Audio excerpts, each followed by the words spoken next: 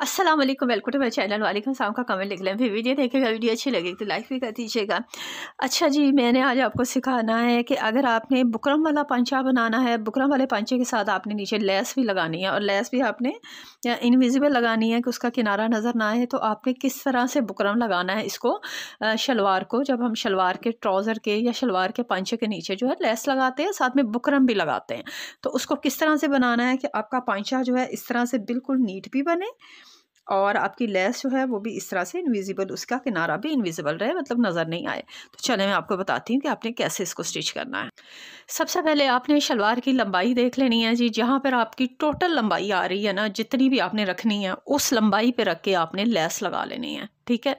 मतलब मेरी लंबाई जो है मैंने पूरी रखी है, मेरी फोल्डिंग का कपड़ा मेरे पास नहीं है। आपने उतनी ही लंबाई रखनी है ट्राउज़र की, शलवार की जितनी आप पहनती हैं। मतलब ये 37 इंच है, जो टोटल 37 इंच है और इतना सा ही मार्जिन था सिलाई का, जिसके ऊपर रख के मैंने इस तरह से लेस लगा दी है। मेरी लेस जो है वो थोड़ी सी छोटी है, मतलब लेंथ में पूरी नहीं आ रही, लेकिन जितनी भी छोटी है मैंने इस साइड से भी उतना ही रख दिया है, इस साइड से भी। आपके पास पूरी लेस है तो आप इसको पूरी की पूरी लगा दें। इसकी सीधी वाली साइड जो है वो मैंने अंदर रखी है और उल्टी वाली साइड इसकी मैंने ऊपर रखी है, ठीक है। लेस का उल्टा हिस्सा ऊपर है, सीधा अंदर वाली साइड पे है और मैंने इसको बिल्कुल किनारे पे रख के सिलाई लगाई है शलवार की सीधी वाली साइड पे। ये उल्टा है, ये सीधा है। अब सारी चीज़ें बता दी। अब मैं बताती हूँ मैंने इसको पट्टी कैसे लगाई बुकरम के साथ। मैंने 1 इंच चौड़ा जो है जी वो बुकरम ले लिया था। 1 इंच चौड़ा मैंने बुकरम लेके उसको कपड़े के ऊपर पेस्ट कर लिया। पेस्ट करके दोनों साइड से जितना भी कपड़ा था मैंने दोनों साइड पे दोनों इस तरह से फोल्ड कर लेना है। कोई मसला नहीं है, आपके पास इस साइड से भी थोड़ा कपड़ा है तो आप इस तरह से थोड़ा फोल्ड भी कर सकती हैं, वो कोई इशू नहीं है, जिस तरह का भी कपड़ा है। लेकिन आपने इस साइड से तो देखें एक पट्टी इस तरह से रेडी कर लेनी है, ठीक है। ये पट्टी जब तैयार हो जाएगी, यहाँ पे इसको रखना है आपने। इस पे रख के बिल्कुल ये जो किनारा है जहाँ पे हमारा लेस का किनारा आ रहा है, यहाँ हमने पूरा ऊपर से रखना है, यहाँ से हमने पूरी रखनी है।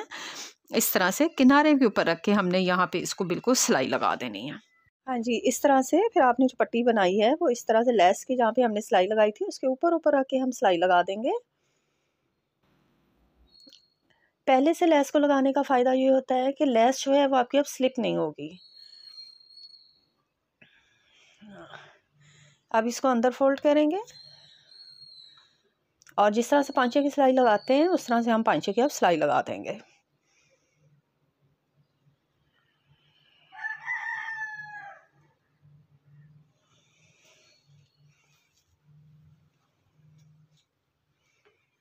फिर इसके बाद हम किनारे पे रख के सिलाई लगाएंगे।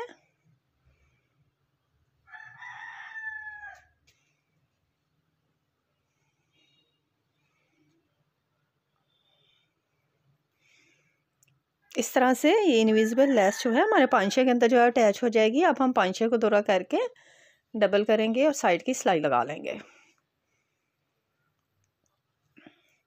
तो ये बहुत ही आसान तरीका है, इस तरह से आप ट्राई कीजिए। यकीनन आपके साथ जो है जो भी मिस्टेक्स आपसे हो रही थी वो अब जो है वो बिल्कुल ठीक हो जाएंगी।